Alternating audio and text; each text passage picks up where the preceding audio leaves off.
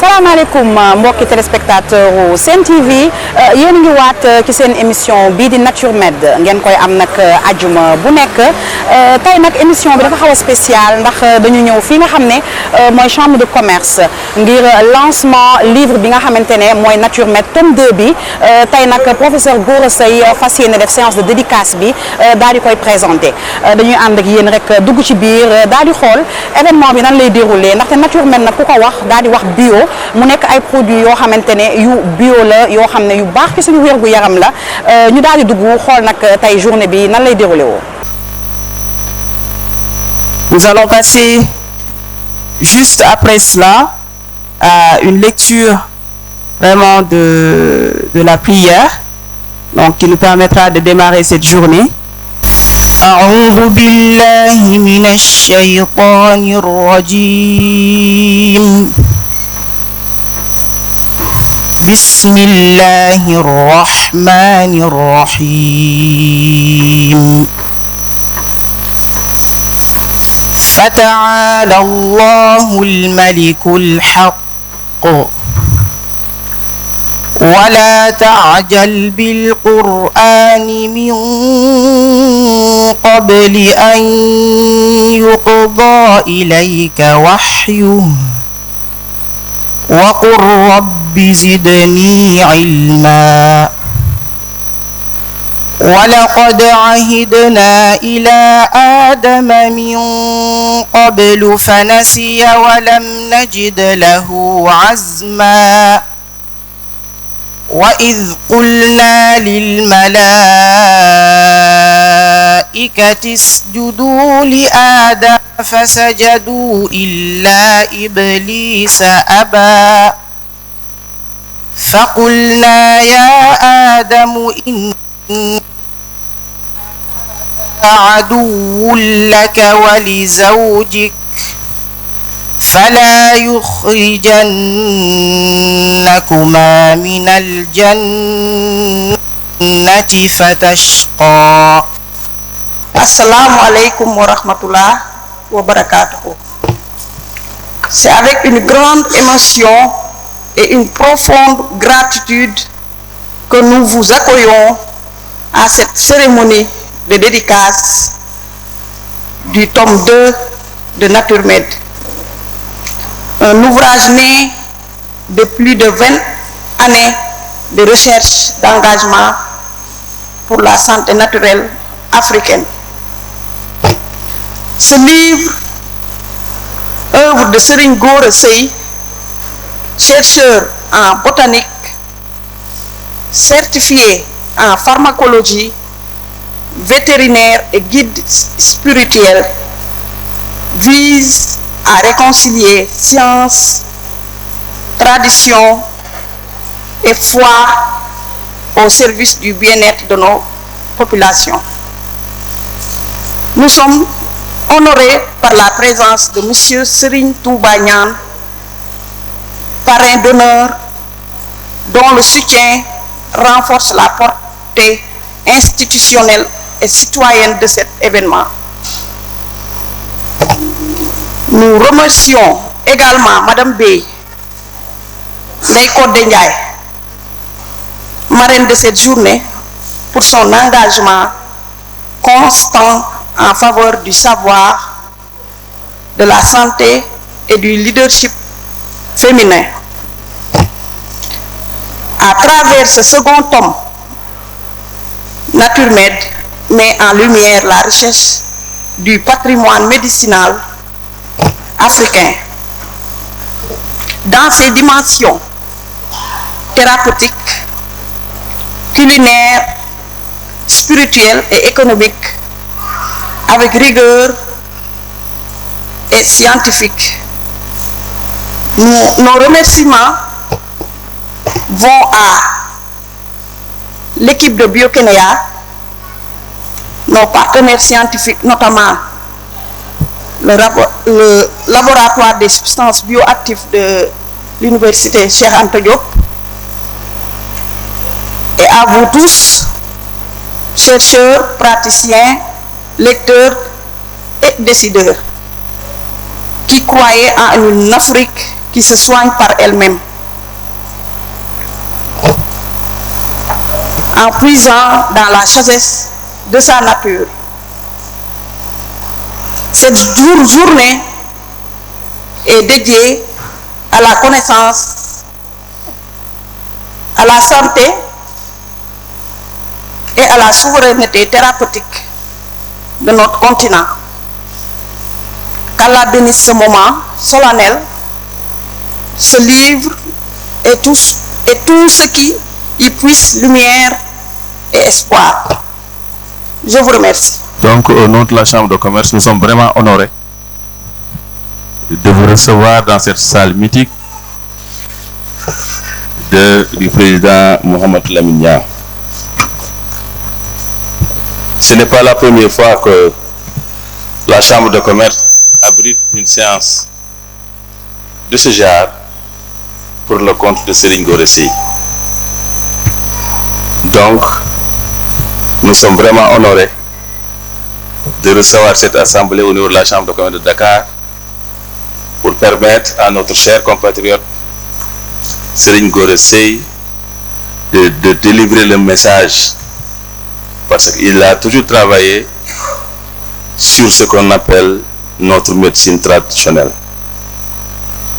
C'est pour cela que recevoir Serigne Gora et ses collaborateurs ici à la Chambre de commerce nous honore à plus d'un titre.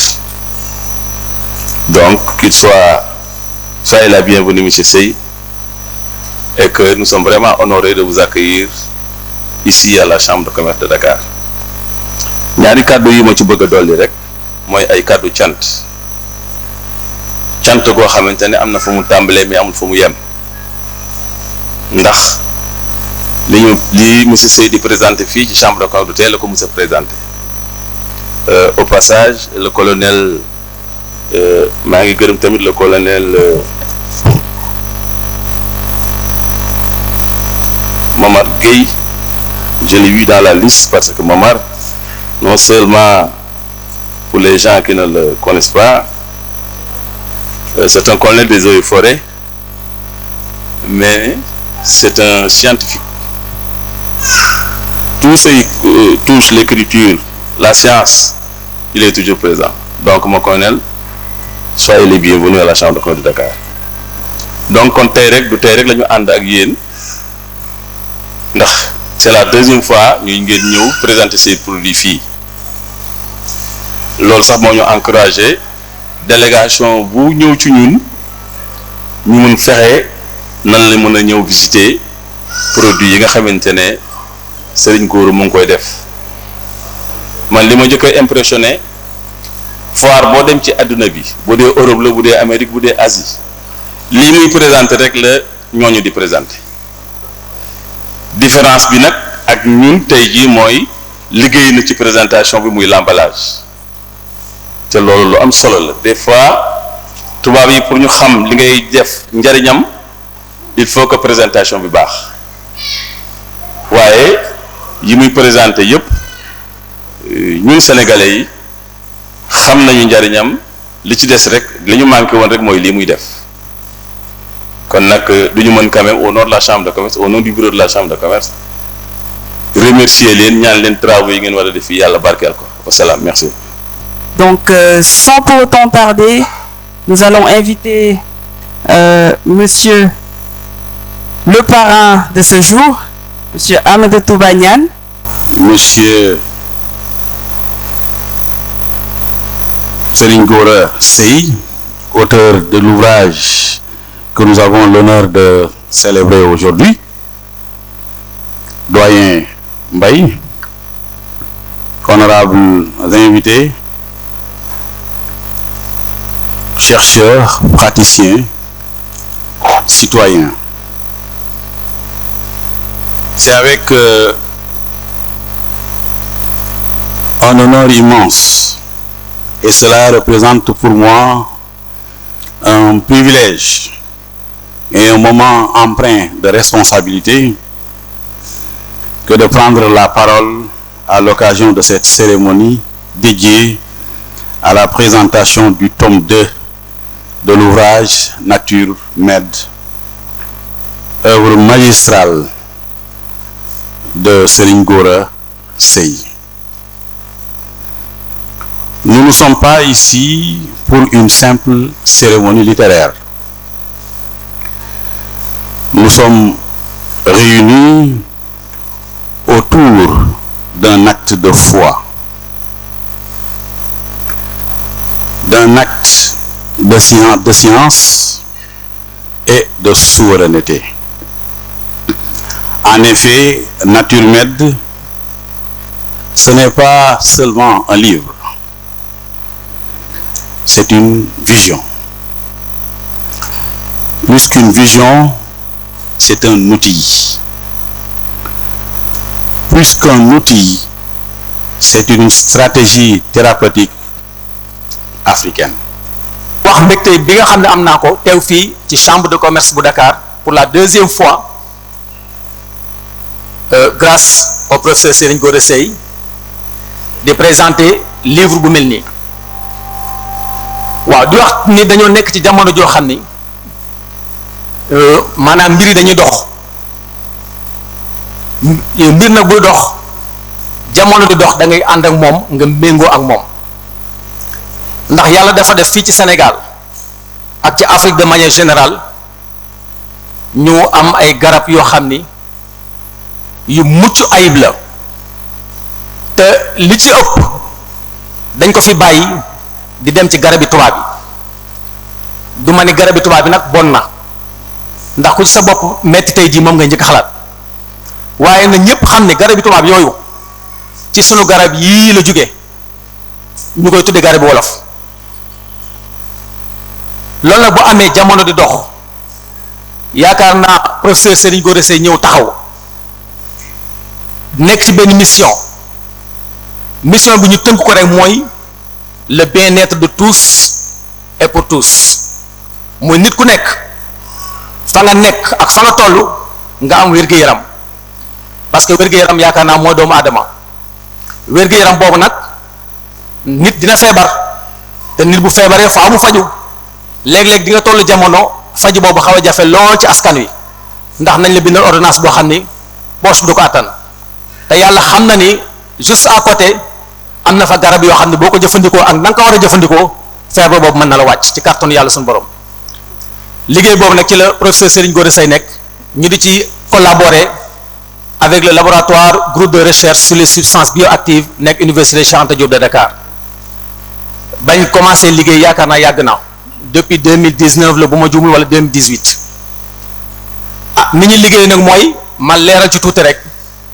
moom comme day jëfandikoo mbiri plante yi xam ko lool nag macha allah dina jaadu parfois sur le côté scientifique ñu am ci des informations par rapport ak plante yi muy utiliser bu gisee benn plante daf may woo ni ma professeur plante bi kat yaakaar naa lii yaakaar naa laa mu yónnee ma ko ñu def ci li ci war lépp du ma ci ñëwaat bu ma paree information scientifique yi ñu ci am ma delloo ko parce que généralement di ngeen dégg parfois ci télé wala ci rajo yi nit ñi wax naan garabi wolof yi parce que noonu lañ koy woowee day indi ay insuffisance rénale wala feebar yu mel noonu te loolu lépp li koy waral mooy dosage bi mi ngi mel nit ku xëy war a ndekkee ñaari bekk suukar di xëy di jël juróomi bekk suukar te xamu ci dara kooku yaakaar naan feebar yi nga xam ne suukar daf koy joxe daf koy yomb professeur Serigne Gora Seye nag collaboration bi nga xam ñoo ngi koy def moom dina am toutes les informations ci plantes yi nga xam ne moom lay prescrire ay patients de telle sorte que dans le long terme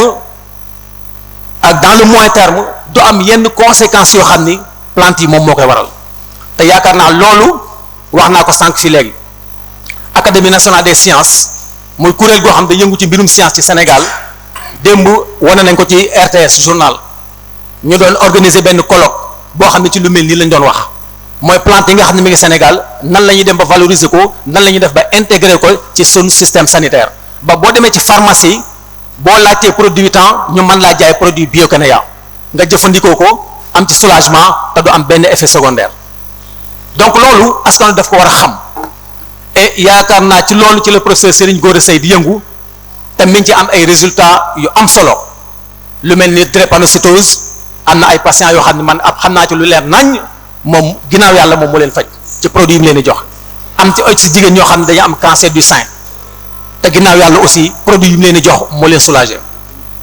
ma jeexal rek parce que liñ ci mën a wax lépp bari na ñëw ci livre bi nga xam ne aussi am na ay information ay alertes yu am solo yoo xam def na ko mooy jigéen ñi nga xam ne dañuy utiliser les contraceptifs mooy li nga xam ne day wàññi njureel.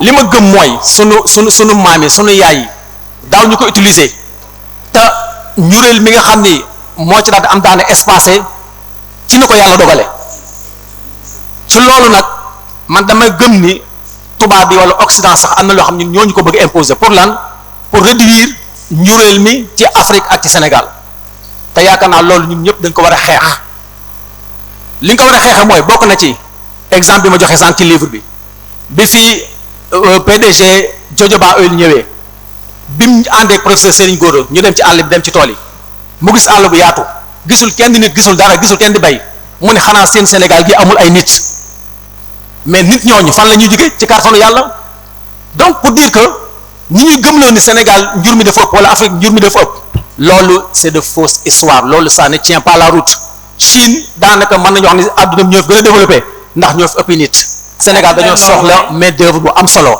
donc loolu nañ ko bàyyi xel bu baax a baax a baax. laaj ci leen loolu. waaw jërëjëf donc loolu nañ ko bàyyi xel beneen bi mooy aussi les OGM les organismes génétiquement modifiés da ngay ji benn garab léegi ñu ni pomme bi 5 grammes la war doon nga xëy dem ca marché ba ñu jaay la pomme boo xam daanaka 1 kilogramme lay doon mais xam ne loolu jaaduwul yenuwul maanaam parce que gènes yi nga xam ne mi ngi ci biir molécule ci biir. dañ koy modifier maanaam day mel ni li nga xam ne yàlla moo ko dogal dañuy ji ma xool nan lañ ko modifier pour accélérer ko te loxo yàlla du beneen loxo loolu dañ ko bàyyi xel donc loolu aussi alerte na ci livre bi ñu bàyyi ko xel bu baax a baax a baax liñ mën a wax bari na professeur sama diggante yow yaakaar naa du ma nekk fi di ko wax parce que seq nañ lu baree bari di gërëm ñëpp encore une fois di sant ñëpp. équipe Biokénéa. ñi ngi toujours ci journée bi nga xamante ne mooy lancement tome 2 bu Nature Med bu Serigne Gora Seye dañuy dem rek ànd ak Sakoura ci rubrique bi nga xamante ne mooy santé et vous. merci Kenza jërëjëf nee naa leen tey nag jigéen suñu rubrique santé et vous ñu déplacé wu ñëw chambre de commerce rawatina fekk fi événement bu rëy bi nga xamante ne nii le professeur Serigne Gora Seye mooy def dédicace livre bi nga xam ne mooy tome 2 Nature Med. damay dem ak yéen ba ci table bi nga xamante ni foofu la ñu exposé tous les produits wala toute sorte de garab bi nga xam ne mooy garabu Biokénéa dinaa ci lim yenn yi nga xamante ne nee naa leen maa ngi seet arthrose gis ngeen ko muy garab boo xam ne day faj loolu ñuy wax ci wàllum arthrose rawatina tisane Melo Plus yi lañ koy seen muy ñi nga xam ne dañoo am jafe-jafe diabète rawatina yéen a ngi gis tisane fine forme moom itam bokk na ci tisane boo xam ne dafay wàññi biir def ventre plat et tout yéen a ngi gis Golocus bokk na ci tisane bi ñuy wax pour ophtalmologie yéen a ngi gis tisane HST muy gaam bi gis ngeen aussi Nutribio gis céréales yi ak wàllum tamit lu jëm ci wàllum cosmétique bi gis ngeen tisane bi nga xam ne mooy tisane Orientus moom rawatina c'est pour les drépanocytaires gis ngeen Axfix bi nga xam ne mooy traité loolu ñuy wax ci wàllum asthme waaye ñu gis Procurus yéen a gis tisane NL345 relax bépp garab boo xam ne nii Biokénéa mi ngi ko defar tey mi ngi ci kaw table bi. dinaa leen won aussi livre bi nga xam te ne moom la Serigne Gora tey le professeur war a dédicacé dama leen di won sunu benn patient mu andi ay témoignages jëm ci Biokénéa. tudd Mouhamadou Moustapha Kanouté donc j'ai 65 ans cette année bientôt 65 ans donc feebar bi ma indi fii donc problème prostate la donc cancer de la prostate en un mot donc ni ma ko sama médecin diagnostiqué sama soxna nag dama ni lii balaa ñu cee jóg ba leen jaay ay opération bi kenn xamul donc faaw ñu dem ci ki nga xam ne mooy kii ci gàmm ki moom ci kii moom yaakaar sama soxna mu ngi xam seen Gora Seye sama soxna moo doon moo ko njëkk xam bi mu koy xam ça fait presque 15 à 12 ans parce que dama yore benn xale boo xam ne c'est un enfant autiste donc bi ma njëkkee dem ci moom c'était ci Thiaroye-sur-Mer mu yóbbu fa xale bi donc bi ko fa yóbbu ba à un moment donné donc xale bi tane xam na jigéen ñi ñu daal di xaw a wàññi tuuti seen dem te aussi xam naa ne booba j'étais trop en activité sama li ma doon bouger bi ma daan nekk Sénégal lu bari soit diggante la Côte d'Ivoire la France l'Italie le Mali le Burkina je voyageais sama liggéey loolu la woon en amont man amoon jot assiduité boobu ma continué ko ak xale bi loolu moo taxoon boobu loolu wàññeeku mais ma demee nag ba sama activité wàññeeku réellement ma commencé toog ci kër gi ci la ma feebar bi feeñ ma ne ma nag léegi nag Gora Seye moom fi sës ma ne ko yow yaa ngi commencé woon nag Gora xanaa di naan kersa ñoo léegi ci Gora mu ne ma ci benn kersa ma ne ko bisa lu kon sa jëkkër mu jaral na mu ne ma dépassé naa foofu yow nii la ma indiwaatee fii ci Gora Seye donc prise de présentation yi andiwaat relation boobu sama diggante Gora Seye garab daal en tout cas garab yooyu nekk na loo xam ne lu ma njariñ la lu ma njariñ bu baax a baax a baax a baax. jërëjëf Sakoura mu indiloon leen rek seen rubrique santé et vous dañuy daal di delluwaat rek ci biir daal di ànd ak professeur Serigne Gora Seye ngir rek mu joxe li nga xam ne mooy commentaire am ci journée tey bi. aouzu billahi min ashaytani rajim bismillahi rahmani rahim wassalaamu ala rasulillah sayyidina Muhammad wa ala alihi wa sahbihi wa sallama tasliman. Assalamu alaikum wa rahmatullah. Bismillahir Rahmanir Rahim. Mesdames et messieurs, chers invités, universitaires, praticiens de santé, autorités passionnées de nature, c'est avec émotion et gratitude que je vous accueille aujourd'hui pour célébrer non seulement un livre, mais une conviction profonde, celle que la nature est et restera le plus ancien, le plus fidèle et le plus sage des pharmaciens de l'humanité. Depuis l'aube de l'humanité, les plantes accompagnent l'homme. Elles soulagent, nourrissent, parfument, soignent, connectent. Dans les textes sacrés, comme dans les traditions orales, elles sont omniprésentes. L'hysope d'eau, par exemple, cité dans la Bible lors de la Pâque, n'est pas un simple symbole. Elle représente cette union sacrée entre la guérison du corps et celle de l'âme. Dans la nature africaine, les plantes ne sont pas de simples outils, mais des alliés invisibles, des témoins silencieux du génie ancestral. Ce deuxième volume de Nature Med consacré aux herbacées est une réponse documentée, enracinée à l'urgence de notre temps. Résistance aux antibiotiques, maladies chroniques, pollution chimique, perte du lien avec la nature. Excusez-moi, professeur. Oui. S'il vous plaît. Ouais. Votre attention, s'il vous plaît. Votre attention, s'il vous plaît. Merci beaucoup. Poursuivez, professeur. Nous avons recensé 29 plantes herbacées, parfois considérées comme de simples mauvaises herbes. Pourtant, elles recèlent des principes actifs puissants, flavonoïdes, alcaloïdes, saponines, tanins, vitamines et oligo-éléments. Ce sont des trésors à nos pieds que nous foulons souvent sans savoir qu'ils valent plus que l'or et le pétrole. Chez Biokénéa, nous avons fait le pari de croiser les savoirs traditionnels africains avec les standards scientifiques modernes. Chaque plante présentée dans ce livre a fait l'objet d'une analyse rigoureuse. Identification botanique, appellation locale, Wolof, Sérère, Peul, études ethnobotaniques, études de cas cliniques, validation biochimique. Oui, la phytothérapie est ancienne. Mais aujourd'hui, elle est aussi moderne, efficace, mesurable. Elle ne s'oppose pas à la médecine conventionnelle. Elle la complète, l'équilibre, la réhumanise. Ce livre ne prône ni le rejet de la médecine moderne, ni l'automédication inconsciente. Il appelle à une approche intégrative et responsable à consulter les vrais phytothérapeutes, ceux qui étudient, observent et accompagnent.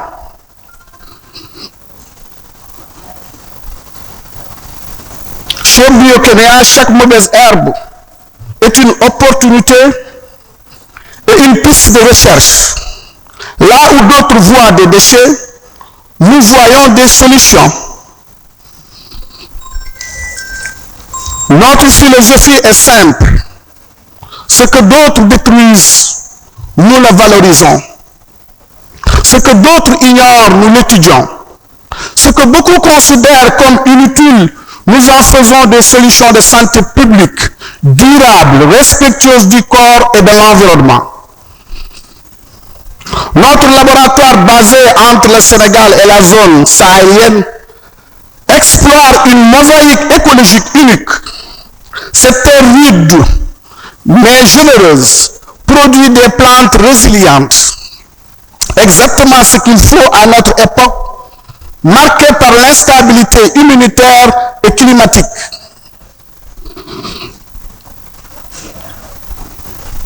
Nous avons transformé plusieurs de ces herbacées en produits phytothérapeutiques innovants. Par exemple, tisane diospyros pour les défenses naturelles et le manque de libido, orientis pour la drépanocytose et l'anémie, Golocus pour l'hypertension oculaire. Chaque produit Biokénéa est l'expression d'un savoir local mis au service de la santé globale. Préserver l'immunité naturelle, c'est préserver la vie. La phytothérapie ne remplace pas le système immunitaire, elle le respecte. Elle ne s'impose pas à l'organisme, elle l'écoute, le stimule, le renforce. Là où les antibiotiques détruisent, les plantes restaurent. Là où la chimie déséquilibre, la nature réharmonise. Mesdames et messieurs, je lance aujourd'hui un appel aux décideurs politiques. Intégrer la phytothérapie dans les politiques de santé publique. Aux chercheurs, valoriser nos herbes locales, collaborer avec les phytothérapeutes ou les thérapeutes. Aux citoyens, redevenez curieux de ce que la nature peut vous offrir. Biokénéa n'est pas une simple marque, c'est un engagement, une vision, une écologie médicale. Avec NatureMed, nous voulons bâtir une bibliothèque vivante des plantes africaines, accessible à tous, utile à chacun, transmise aux générations futures. Que ce livre vous guide, que cette nature vous inspire, et que nos plantes longtemps marginalisées retrouvent leur place centrale dans la santé du continent africain. Merci pour votre présence. Vive la nature. Vive Biokénéa. Vive l'Afrique debout et en santé. Assalamu alaikum wa rahmatullahi. Voilà. Dika dinga de yow nga xamé heure. xam ngeen ñun ñëpp xam nañ yéen ñi dimanche bu jot ci man ngeen di reere tey maa leen di wax lan mooy secret aram ma ñor bii muy secret bi laax yi ngeen di lekk seen kër ak laax bi ngeen di lekk sama kër bokkul li ko waral nag mooy aram ma ñor bii dañ ko liggéey bu mucc ayib liggéey bu set wicc boole ceeb am ay ferñeent yoo xam ne boo koy lekk di nga xam ne bokkul ak yeneen aram yi. Gamme céréale Biokénéa araw mil ak cakri araw manioc ak cakri araw maïs ak cakri araw patate ak cakri ñu dooleel leen ak i ferñeenti gàncax baax lool ci wér-gu-yaramu njaboot gi yépp. waaw ñun lan lañu dese léegi jigéen ñi dañuy sangu ba set rek toog di defar muy baax toog di defar muy dox. Biokinia, la nature remède. Téléphone 77 161 21 21 78 132 11 11.